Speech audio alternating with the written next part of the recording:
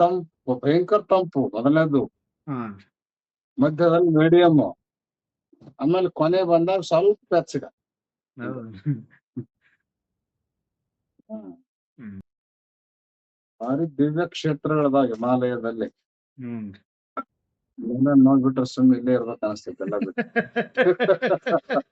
ಯಾಕೆ ಕಿರಿಕಿರಿ?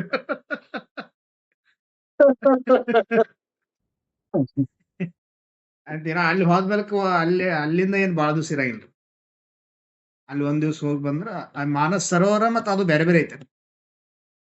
ಬೇರೆ ಬೇರೆ ಮಾನಸ ಸರೋವರ ಒಂದ್ ದಿವ್ಸ, ಆಮೇಲೆ ಯಮದ್ವಾರದಿಂದ